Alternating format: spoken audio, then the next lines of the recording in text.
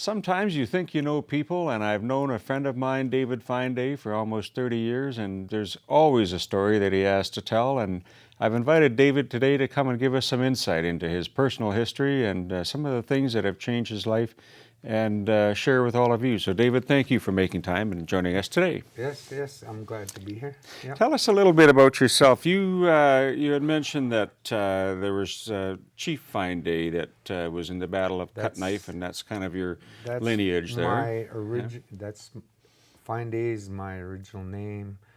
I come from Chief Fineday. I guess he was a war chief back in long time ago when 1880s, yeah. Canada Yeah. first got settled or whatever. Yeah, Yep. 1885, Yep. and I come from that bloodline, and um, And I you were born was in Cut Knife, I think, is in I that, was in born that, in Battleford, yeah, in in that North area. Battleford. Yeah. Yeah. And you grew up out that way. Yeah, 4 or 5 years, and then I happened to get taken in a residential school thing. But at that time, I was too young. I was only 5 years old, so they put me in. Became a ward of the government on November 21st, 1961, Hmm. and I went through the 60 scoop and all that, and Hmm. I was gone for 12 years, where I lost my mom and dad and my family. But after that, I was 15 years old. I went back to my reserve. I Hmm. happened to find them, and um, I stayed at home and I finished my education. I got a grade 12, and when I got a grade 12, I just left home and I found Saskatoon. Actually, I found Saskatoon before that, but I Hmm. came back to Saskatoon, and Yeah. since then I've been here, and I grew a family up here. Saskatoon was kind of my roots. I've worked all over North America, from Newfoundland to Vancouver to in the States, Florida, Louisiana, Alabama, all over there. What But would you do down that far south? I was roofing back in the days when there was hurricanes down there. Hmm. That was in, what was that, '04, '05, '06? Yeah, and that was interesting to go down there. Traveling around Canada, I seen a lot of stuff, First Nations, housing, all that. But then when I went down there and after all those hurricanes, to see all the homeless people and Hmm. what, how do you say that? The hand of God, what can happen on Right. tragedies like Yeah. that? Yeah, it Yeah. really changes you. You want to go out and help people, and yeah. Now I live in Saskatoon, and I lost my sight. I was legally blind like 7 years ago. I've been slowly losing my vision, but I came back here and I did what I could around here, and now I still live on 20th Street. I've always been on Hmm. 20th Street. That's Yeah. my home. It'll always be my home.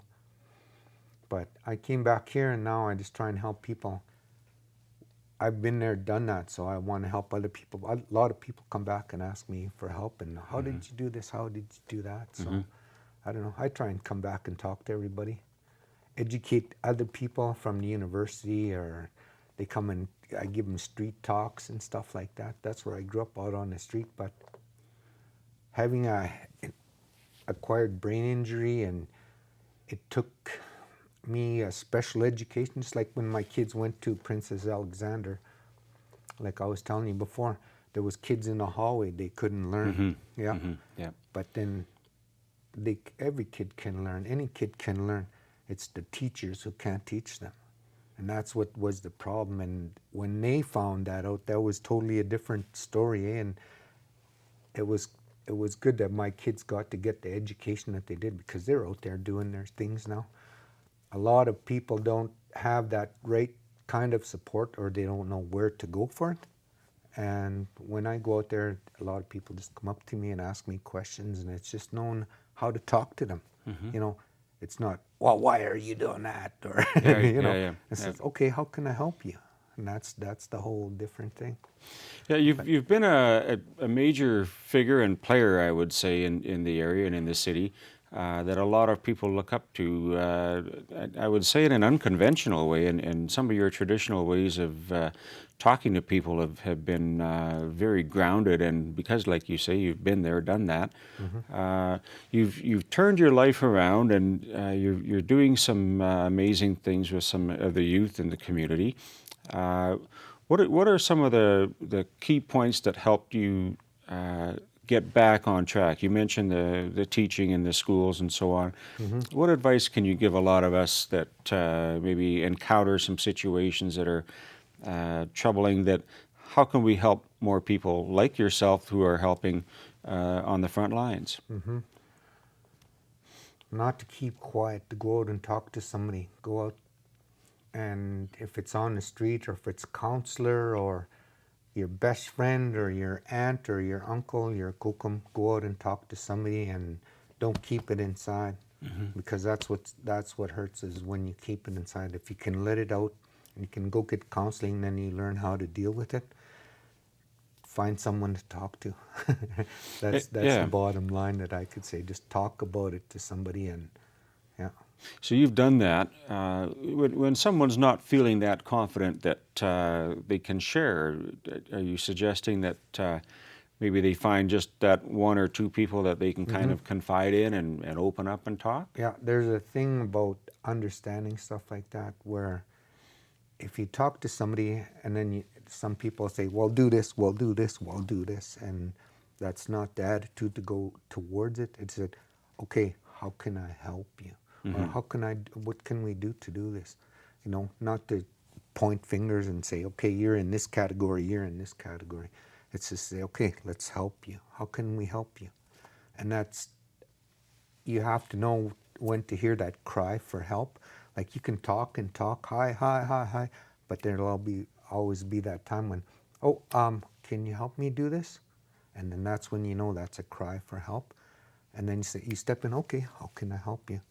Not, you should go to this, you should go to that, you should go to that place, and you should go to that alcohol center and stuff like that. Just invite them into it, not try and say, go there. Yeah, that's what a lot of people, being First Nations, I've been told that you should do this, you should do this, you should do that. And then I always rebelled against that when I was younger. Now that's what I was trying to tell them. Okay, you want to help us? Say, how can we help you? Not, you're this, you're this, you're this. You should do this, you should do this, you should do this. Say, how can we help you? And then there's so many avenues for people to look at if you go to the right people, and somehow, somewhere, someone will help you. I've lived that on 20th Street for how long since I've known you. And when I get down and out, that's where I go to 20th Street. Where can I talk to my brothers? Where can I talk to my sisters? And then I get it out and I get help. That's how I've learned to heal myself over the years. And I'm still healing. I see. Yeah. I see.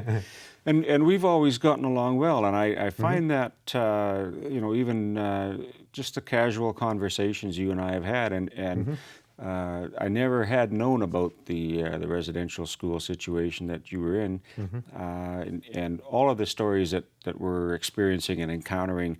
I think that's one of the things that I liked about you most, was that you're a visionary, and you've got a way of reaching out to people, and I think that's one of the things that, what you're just saying here about having the question being asked about what do you need, as opposed to here's what you should do. What would you say to maybe some teenagers or young adults that might be watching that know of your story?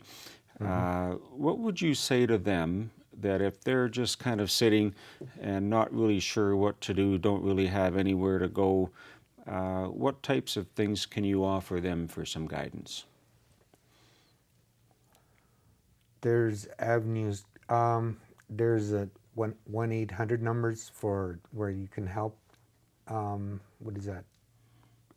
I'm not really sure. Go to the Indian Métis Friendship Center. Go to the Friendship Inn in Saskatoon. Find somebody to talk to.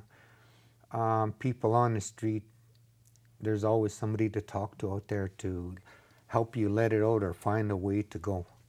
Don't keep it inside, because a lot of years I did that, and I was I was always down and out, or I was feeling self-pity or something. But then when I finally let it out, and then I started to heal inside myself.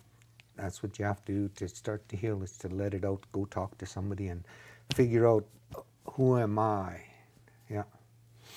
Tell us, maybe just to close out the program, tell us about what your experience has been, just in terms of experiencing the things that you've gone through, being taken away from home, but finding the work and doing the work outside of home, and then coming back to Saskatoon and your roots, and experiencing your culture.